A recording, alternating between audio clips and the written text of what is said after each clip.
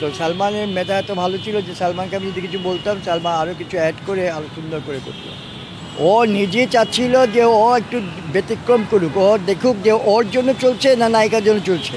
এই জন্য ডিফারেন্ট নায়িকার সাথে ও ছবি করতো এবং পরে দেখা গেছে যে ওর জন্যই বেশিরভাগ চলছে। নায়িকাও আছে কিন্তু ওনার পারফরমেন্সটাই বেশি ভালো ছিল এবং ওনার জনপ্রিয়তা বেশি ছিল। সুতরাং উনি প্রমাণ করে দিয়েছে, অনেক নায়িকার সাথে অভিনয় করে সালমান শাহ প্রমাণ করে দিয়েছে যে আমি ভালো অভিনয় করি, আমার দর্শক জনপ্রিয়তা আছে। শুধু নায়িকার জন্য ছবি চলে না, আমাকেও লাগে, আমার জন্য ছবি চলে। ওর সাথে আমার কাজ শুরু হয়েছিল, আমি নিজে ডাইরেক্টর দেওয়ার আগেও আমার গল্প লেখা 3টা ছবি করেছো। একটা হলো স্বপ্নের ঠিকানা, সুপারহিট ছবি, দেনমোহর আরও ভালো ছবি, আর আশা ভালোবাসা। তো ওখান থেকে ওর সাথে অল্প অল্প পরিচয়, সেই পরিচয় থেকেই আমার এই সত্যের মৃত্যু নাই তোকে কাস্টিং করা।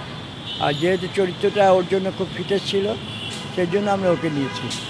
আর ওর সাথে আমার এর আগে অত হৃদ্যতা ছিল না, ছবি শুটিং করতে করতে হৃদ্যতাটা হয়েছে।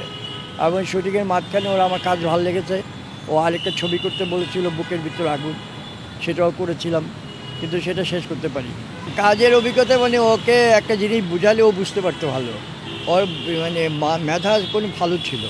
বিশেষ করে মিডিয়া ক্ষেত্রে, চলচ্চিত্রে অভিনয় ক্ষেত্রে ওকে একটা কিছু বললে ও আবার ওটাকে যোগ করতো, কিছু কিছু আবার বলে দিত, কিছু কিছু আবার সে যোগ করতে ওইটার মধ্যে করতো। তো সালমানের মেধা এত ভালো ছিল যে সালমানকে আমি যদি কিছু বলতাম সালমান আরও কিছু অ্যাড করে আরও সুন্দর করে করতো। ও যুগের থেকে বেশি আগিয়েছিল।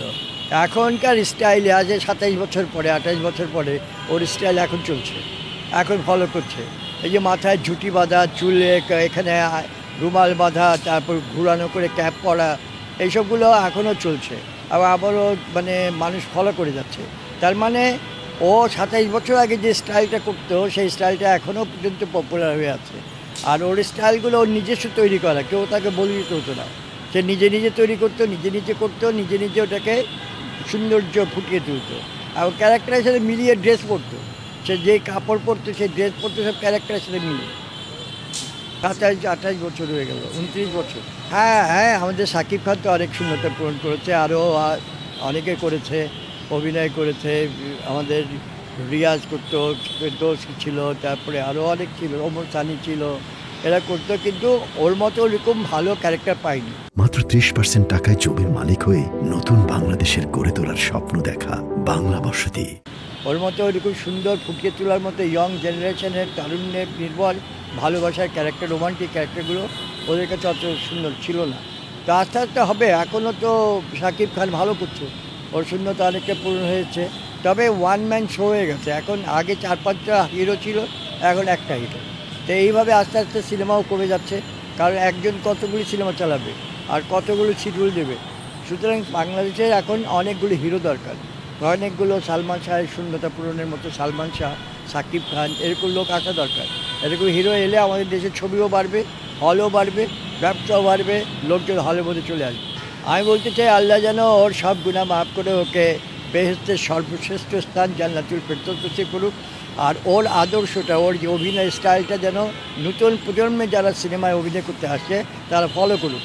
তার সময় নিষ্ঠা, তার ছবির প্রতি, চরিত্রের প্রতি যে ভালোবাসা, একাগ্রতা, এগুলো যেন ফলো করে আসে, তাহলে বাংলাদেশের চলচ্চিত্রে আরও হিরো তৈরি হবে, আরও সুন্দর সুন্দর ছবি তৈরি হবে এবং আমরা ছবি করতে পারব। আসলে এগুলো অনেকগুলো নির্ভর করছে গল্পের উপরে। গল্পগুলি এক একটা দেখো, এই ক্যারেক্টারগুলো যে গল্পগুলো আছে, স্বপ্নের ঠিকানা গল্পটা সুপার কমার্শিয়াল গল্প, তুমি আমার গল্পটা সুপার কমার্শিয়াল, দেনমোহরটা একেবারে মানে ভালো একটা গল্পের ছবি। তো গল্প, চরিত্র এবং চরিত্রের অভিনয় সবগুলি যখন, এবং ডাইরেকশন, নির্মাণের যে কৌশলী, সবগুলি যখন একসাথে মিলে যায় তখন ছবিটা বাম্পার হয়ে যায়। সেখানে একটা কিছুতে কিন্তু হয় না, তোমার গল্প লাগবে, অভিনয় লাগবে, অভিনেতা লাগবে, নায়ক নায়িকা লাগবে, গান লাগবে এবং নির্মাণ কৌশলী লাগবে। সবগুলি যখন একটা গল্পের মধ্যে মিশে যায় সেগুলি ব্লকবাস্টার হয়ে যায়। এবং সালমানের ভাগ্যে তাই ছিল।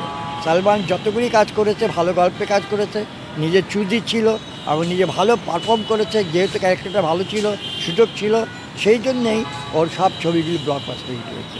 মৌসুমীর সাথে দেনমোহর সুপারহিট, মৌসুমীর সাথে কেমন সুপারহিট। হ্যাঁ ভালো, অনেক সুপার। মৌসুমীর সাথেও আছে।